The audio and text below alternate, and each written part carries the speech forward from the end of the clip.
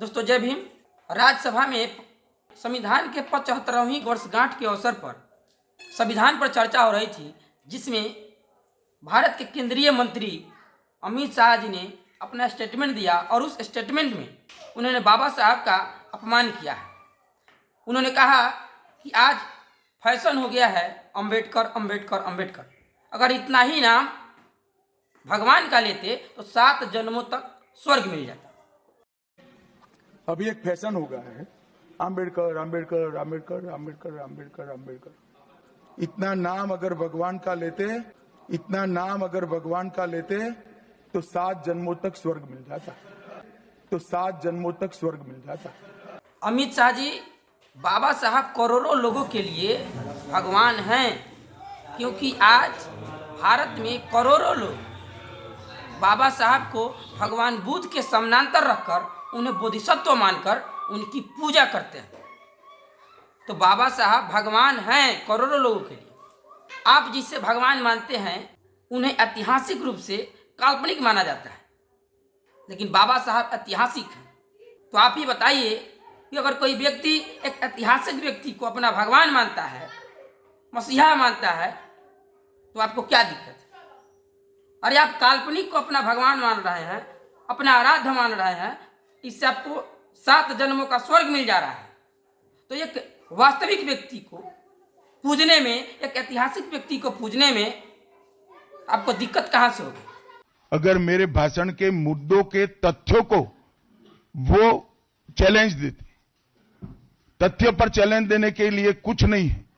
मैंने भाषण का एक एक शब्द तथ्यात्मक है और इतिहास से गर्भ से बाहर आया हुआ है, इसलिए वो इस प्रकार से मेरे भाषण को एडिट कर इसको गलत अर्थ निकालकर इस प्रकार का प्रयास करें।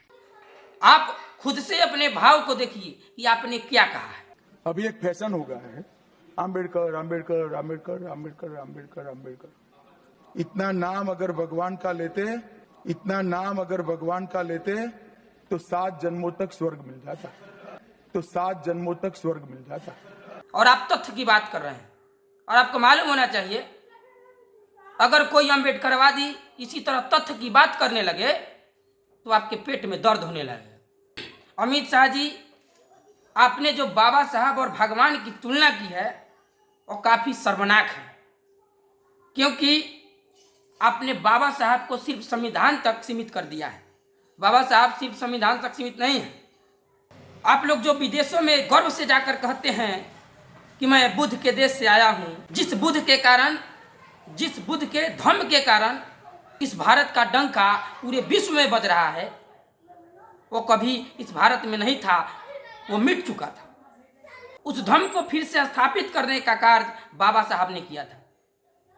कहने का मतलब है बाबा साहब ने भारत में धर्म की पुनः स्थापना की थी। वे धर्म संस्थापक थे, सिर्फ संविधान तक सीमित नहीं थे। अतः बाबा साहब को सिर्फ संविधान तक सीमित मत कीजिए। और आप जिस भगवान की तुलना कर रहे हैं वे भगवान बाबा साहब के बराबर कभी नहीं हो सकते, क्योंकि बाबा साहब ने जो विचारधारा दी है वो विचारधारा वैज्ञानिक विचारधारा है और नैतिकता पर आधारित है। जिस नैतिक शिक्षाओं के कारण आज भारत पूरे विश्व में जाना जाता है, जिस बुद्ध के कारण, जिस अशोक के धम्म नीति के कारण, उस धम्म नीति को, उस बुद्ध द्वारा बताए गए धम्म को इसी बाबा साहब ने पुनर्स्थापित किया था। ये बाबा साहब धर्म संस्थापक हैं, इसलिए थोड़ा इनका इज्जत से नाम लीजिए। आप जिसे भगवान मानते हैं वो हमारा भगवान कभी नहीं हो सकता है, लेकिन बाबा साहब हमारे भगवान थे, हैं और रहेंगे। और इस भारत के करोड़ों लोगों के बाबा साहब भगवान हैं और रहेंगे। इसलिए किसी फर्जी, किसी काल्पनिक देवी देवता से बाबा साहब की तुलना करना बंद करो। जय भीम।